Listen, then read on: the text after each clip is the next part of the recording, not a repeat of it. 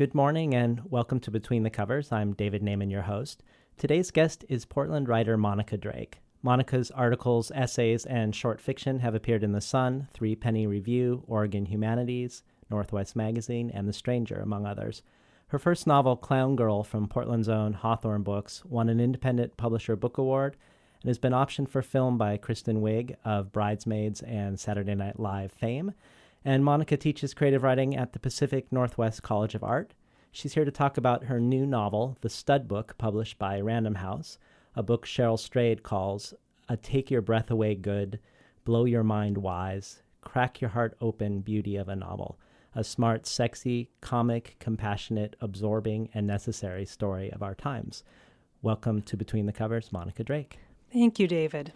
Stud Book is told from many different points of view, but it seems to me like the entryway into a lot of the themes of the book is Sarah, the story of Sarah. So tell our listeners a little bit about who Sarah is as a protagonist and what her concerns are. Okay, yeah, if I can backtrack for 1 minute, it is multiple points of view. And to me, the heart of the book is really about the question of population. And so it seemed necessary or appropriate that the book would be populated. I originally had even more characters, and then it felt quickly overpopulated, and so I trimmed it back. You can do that in literature. You can just cut out characters you don't want, right? We can't really do that in real life. But Sarah, it does start with the character Sarah, who is a woman who studies animal behavior up at the Oregon Zoo. She spends her time watching infant animals grow in captivity and keeping track of how they either thrive or fail to thrive. And at the same time, she's thinking very much about wanting to have a child of her own and looking at that question of how people thrive or don't thrive. You have this juxtaposition of this woman, Sarah, who's been trying and failing for quite a while to carry a baby to term, while also monitoring breeding in captivity at the zoo. How did you come up with that double vision around giving birth and reproduction there? That's right. Sarah is, to me, she's very physically involved in the process of trying to have a baby. She's suffered a series of miscarriages, and those have not been easy on her. Years ago, I worked at the zoo studying animal behavior, but that was long before I ever thought about having kids. I was really young. Actually, the elephant Rama, who's at the zoo now, was really young. He was a newborn, so you can see how long ago it was if you know how his age now. But when I did have when my daughter was born, I went back to the zoo, and some of the infant animals that I observed back then are there now as adults in the exact same place. And I hadn't really been to the zoo much in between working as an intern studying animal behavior and then bringing my own child back. So I just thought a lot about what it meant to see those same animals living in the same place. And did you choose the zoo as one of the settings for the stud book as part of this entryway into some of the concerns around population? I did. Almost most of the animals up at the zoo, at least all the big attractions, are endangered. And one of the reasons they're endangered is essentially human population. It's human encroachment on their property, on their territory in the wild. And so there's kind of I think it's a little bit almost a cartoon illustration of overpopulation to see all the children at the zoo literally climbing on the railing outside the elephants. They're just sort of encroaching on the edges of that finite terrain. Well, it definitely adds both a comic element to the book to have that juxtaposition there for Sarah and also the poignancy of her desperately wanting a child in a world of too many children That's around right. her. She wants a child, and she's also very aware of the problem of too many children. So what she wants, her heart is a little bit broken by wanting what she also is aware might not be the best thing for the planet. Well, tell us what a stud book is, because that's relevant here to Sarah's plight also. Right. A stud book is a record of animal breeding. It's obviously a captive animal that someone would be keeping track of. The Oregon Zoo holds the International Stud Book on Asian elephant breeding, which means that we keep track of who has been bred with whom, with the goal of maximizing genetic diversity among a dwindling captive population. People also use stud books in horse breeding and dogs and other things, but with endangered animals, there's a particular poignancy to the stud book because they can only breed so many animals, and some don't do well breeding in captivity, even with all of the artificial or supported means of science, artificial insemination and freezing sperm and shipping it and sending it around the world. It doesn't always work. And you've really sort of flipped the idea of the stud book on its head and looking at humans, the human stud book in a sense. And this book is really on one level about motherhood. Most of the characters are either trying to have a baby, have just had a baby, or dealing with children and adolescence, a whole nother phase. But it's also a specific subset of motherhood that you're looking at. You're looking at women and their husbands who are wanting children pretty late in the game. So it's a cohort of people who I'm guessing had some ambivalence going forward about the enterprise, and so have made this decision at the very last minute. Tell us why that was a dramatically rich choice for you for the book. Well, I think it is a really, I think you've kind of hit on it. They are toward the end of their reproductive capabilities, and the women are anyway, and that echoes the sentiment of the kind of desperation of trying to breed animals that are also on the wane to me. There's a feeling that something that should come easily and naturally is maybe not so easily achieved. And there's also an element of danger, a little bit of physical danger. It's maybe not the best physical choice for these particular characters. And it becomes also, because of this choice that they're in their late 30s and wanting to have children, and really a story about aging and transition as well. I mean, and I think that this idea that you have to let go of this former self and leap into this new unknown territory. But when you're that old, you're not 18 and doing it, it becomes a whole different ballgame to make that leap. That's right. It's much more conscious, too. You're much more aware of who you've been and the shortness of life, really. We were talking about maybe having you read a section. Great. Sure. I'll read a short piece from not the middle of the book, but close to the middle. Conception was a harsh business. Slam two gametes together hard enough and you get a zygote. You could potentially get other things too: chlamydia, AIDS, and the rage of human entanglements, the big-time energy suck of courtship and nesting, the credit card charge of IKEA baby furniture, making everybody a slave to work. That was the cost of copulation. Ben put his arms around Sarah, one hand over her stomach. Under his hand, under her skin, their child was made up of cells dividing and multiplying, creating enough of all the right pieces to build a human.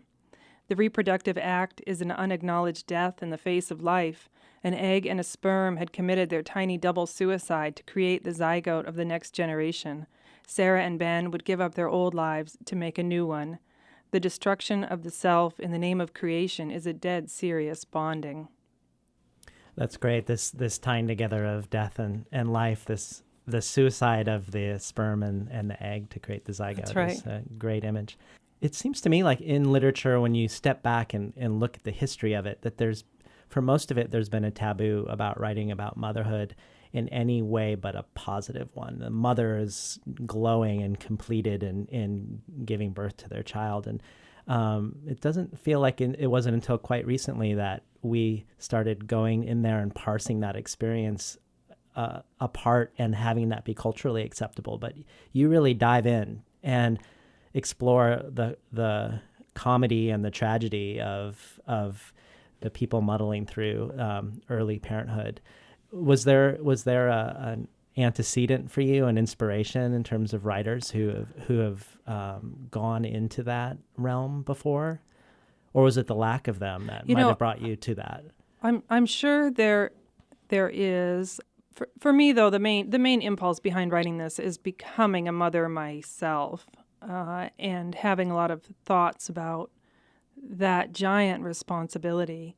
Looking at it, it's such emotional terrain, and I feel like in the literary world, books about motherhood are often shifted over into chick lit, and they have certain pre-made packaging. And they're packaged the way baby showers are packaged and the way maternity clothes are packaged. And none of those things get at what it really means to have a child. People often think they want a child because they want the image we get of Angelina Jolie or somebody very beautiful and in a very cosmetic and sanitized image. And the whole mess of having children is just so bloody and bodily fluids and dangerous and fragile and full of insecurities. And it's not what we see. And I just wanted to write something about that and make it funny. I think it's a funny book, but also make it fragile. I hope it comes across as life being fragile. I feel so appreciative of having become a mother myself, but it's also very overwhelming at times. I would add that the way you portray it is very liberating in the sense that all of these characters don't really know what they're doing. And I think that's really right. true to life, especially probably in America where we don't have a strong parenting culture. There isn't one way to do it, and we have all of these choices and often are choosing different than our own parents. And none of these characters really have a template, and we're watching them in their struggling in very different ways from one couple to the next, but all ways that, at least as a Portlander, seem very familiar to me. That's right. Yeah. In case you just tuned in, we're talking to Monica Drake about her new novel, The Stud Book. You described Clown Girl as an interplay between anarchy and order, and you had the cop and the clown. And I feel like that is something that also resonates with the Stud Book in the sense that you have the order of the family and you have the anarchy brought into the known system by the child or by the desire to have a child. Tell us a little bit about that dynamic, because it feels like it's something that you're exploring in both books, obviously in different ways. I like the way you put that. It is very much something that I worked into Clown Girl, anarchy and order, cops and clowns, and how a person makes life decisions in relation. In this book, I can, now that you say it, I see it really does apply. And I guess I did want to look at the way people make plans for their lives and try to bring about things, but we really can't control it all. So it definitely resonates against this drama. And Clown Girl is more obviously on its surface a comic novel, but it feels like a lot of that is also translating into the Stud Book in my read, in the sense that you have a real sense of comic timing, and especially around physical humor. And of course, motherhood and infancy is ripe with comic possibilities. Are you looking at any literature, history, or maybe even, I think of Charlie Chaplin, for instance. Charlie Chaplin is one of my favorites. Charlie Chaplin influenced Clown Girl quite a lot, and Charlie Chaplin actually influenced me in the work I did ages ago when I did just a little bit of theater and performance, which didn't really amount to much, but it fed into my writing later. And I think that kind of physical comedy element is still here. Well, especially with some scenes, with diaper changing and breastfeeding, you've done some great scenes that you can I could see them as a Charlie Chaplin skit, or if it hadn't been censored. If Charlie Chaplin breastfed, exactly, which would be hilarious. Yes, it would indeed. But it definitely you got a visual and visceral sense of the comedy in there, and I can see why Kristen Wiig would be so interested in translating one of your books, because in a way it almost feels like the way Bridesmaids goes into the raunchiness of that whole scenario, that you're doing something from a literary perspective around motherhood, and that's a similar, at least a kindred enterprise. I think maybe a little bit what you're looking at is the idea of women in comedy, which is always kind of interesting terrain, but there is a question of how women relate to their bodies in comedy, and or how women relate to their bodies in general, or how women relate to their bodies in the media. Of course, there's a long history of women's bodies as a form of entertainment value, as long as they look right, and we all know what that right is supposed to be. We all see it on billboards and in movies, and I think one part of the liberties I can take as a writer is I don't need to craft Hollywood bodies. I can make the characters I want to make, and I can use any part of their body on the page. It doesn't get an R rating. It doesn't have to make it through the same hoops. And hopefully the characters that I have on the page are women's bodies in service of illustrating what it means to be women in their bodies in a very real way, if that makes sense. After I finished this book, we came into sort of in the time between finishing it and publication, the political conversation around reproductive rights has just grown increasingly absurd, really, and terrifying. And I think it's interesting that this book is coming out against that political backdrop. That is an interesting parallel. And I also feel like focusing on the physicality of motherhood and child rearing segues well into the theme around the Oregon Zoo and around the ways in which humans are very much animals in a sense, because we think of ourselves so differently. We want to portray this image of it all very neat and rational, and really it is this anarchic, but also very instinctual event that's happening. And we're all competing for the same resources globally, although we might not recognize that. We might think some countries are doing well, other countries are struggling. But when pollution from China and Japan drifts over the Oregon sky, we're reminded how every baby is born onto the same planet. When there was an article I think it was in the Wall Street Journal, an editorialist was talking about how the United States is losing the war on population by not having enough babies, while other countries like China and India are pulling ahead of us. And of course, it's laughable to imagine there's some kind of border between babies born in countries, that they are pitted against each other. But along these same lines, people often think in terms of religious borders. They think, there's a go forth and multiply mentality in different religions. If we'll have more Mormons, more Catholics, and I think all of those borders they're fabricated. But I would also erase the border between humans and animals. When there are more humans born, there's less space for animals, and there is a giant benefit to sustaining a biological diversity globally. So although the book's a comedy, I'm making it sound very serious now, but those are my concerns at the crux of this question about childbirth. It's true that there are all of these questions in the book, but it also is a real sort of raucous, enjoyable read at the same time. Thank you. So Good. It doesn't feel like you're reading a treatise on environmental destruction. When I say it now, it sounds very serious, doesn't it? But what about the issue when you're talking about the war around reproductive rights? Mm-hmm. But there's also another issue in feminism around motherhood as culturally legitimizing to a woman, and it's something that a lot of these characters are struggling with too. I think the pressure that you have within our own culture to be a mother. That's right. There are ideas that motherhood is culturally legitimizing, exactly as you say. There's an idea that part of growing up is becoming a parent, whether a mother or a father, that somehow keeps it maybe a little bit more for mothers, but I think it's for both genders, that you're somehow not fully grown up until you've moved into that parental role. And I have one character in the book who has made a conscious choice not to have children. She gives voice to that question of being viewed in a different light because she has not ever entered into that parenting role.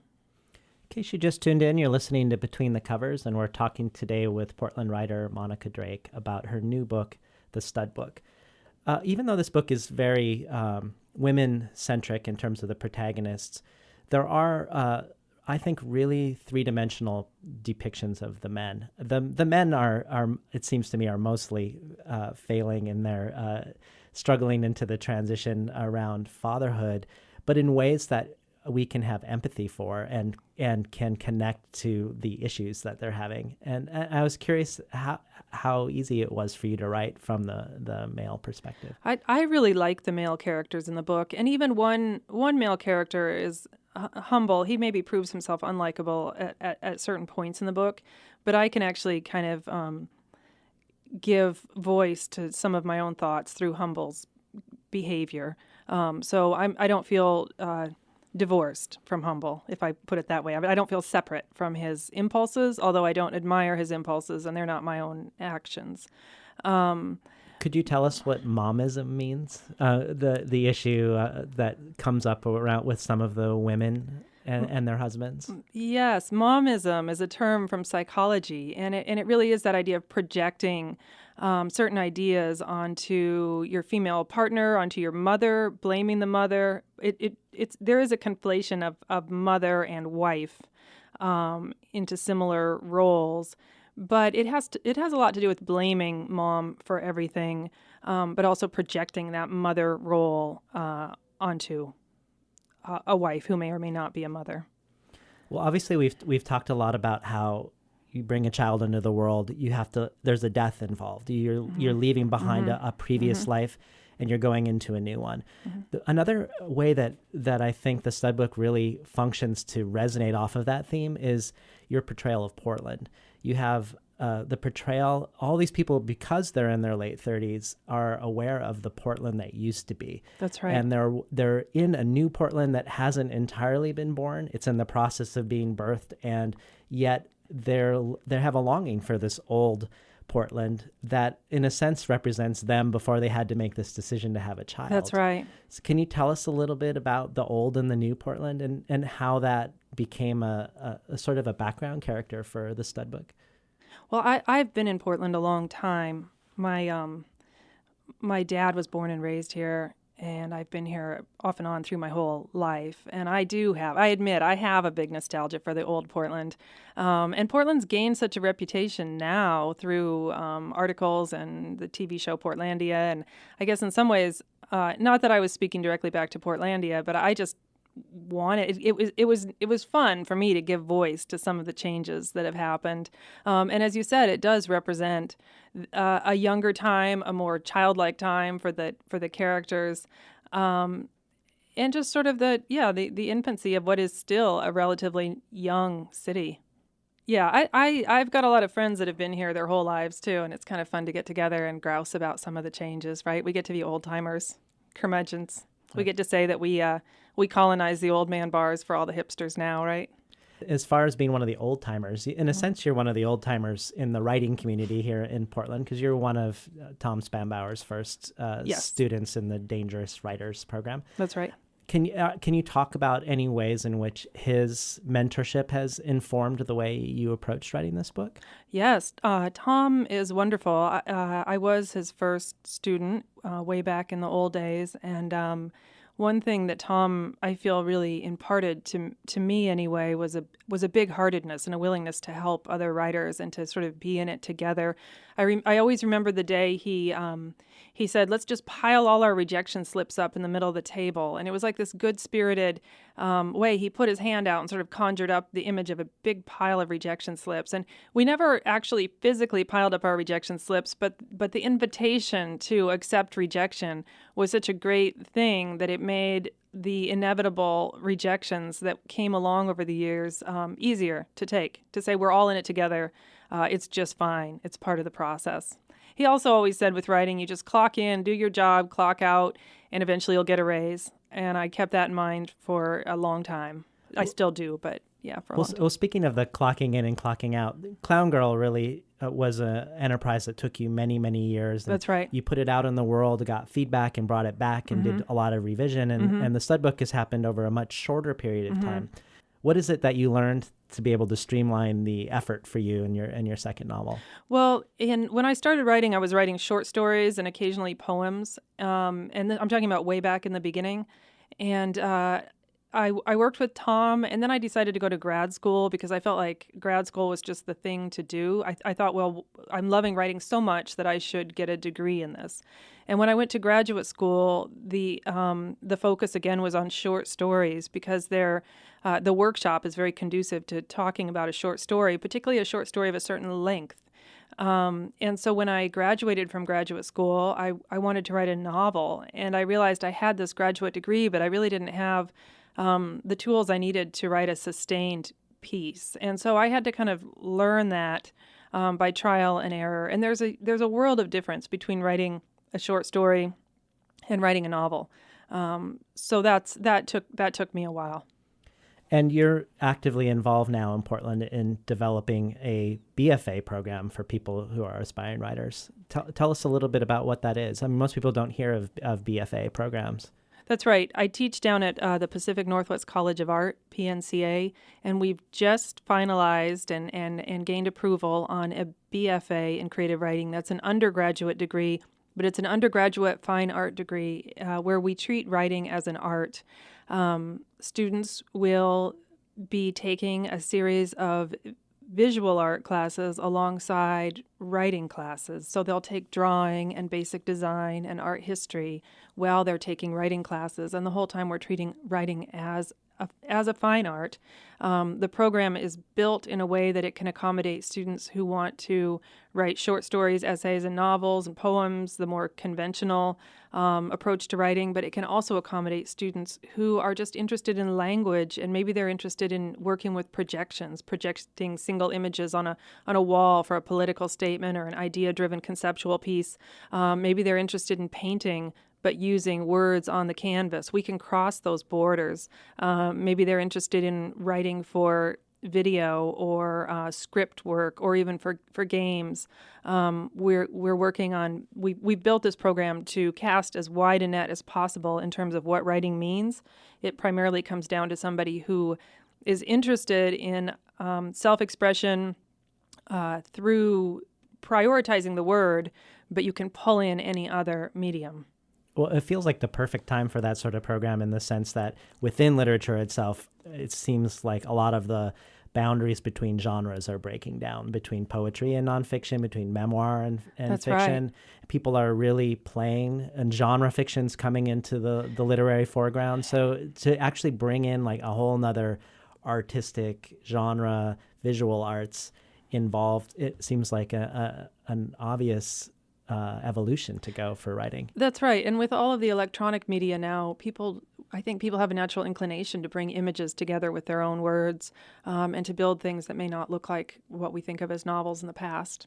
Yeah. Are you working on any new projects at the moment? I have another novel in the works. The working title keeps shifting, but I wrote it very fast. I thought it was in good shape, and then I took a look at it. Now I think I need to start chopping it up and moving big pieces around and kind of rethinking the goals of it as a whole. So I guess I'm deep in the thick of thinking through another novel length work. Can you tip your hand on any of the themes?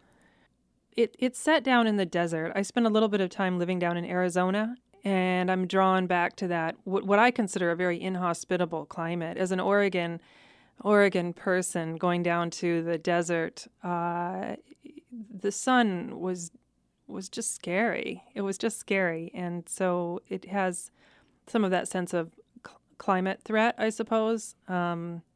It's a little more like Clown Girl in that it's a single first-person narrator, and it's a young person basically trying to build a life in a very inhospitable town. It's kind of an outsider position. Yeah. Well, it was great having you on Between the Covers, Monica. Thank you so much, David. It's been great. Yeah. We're talking today with Monica Drake about her new book, The Stud Book. You've been listening to Between the Covers. I'm David Naiman, your host.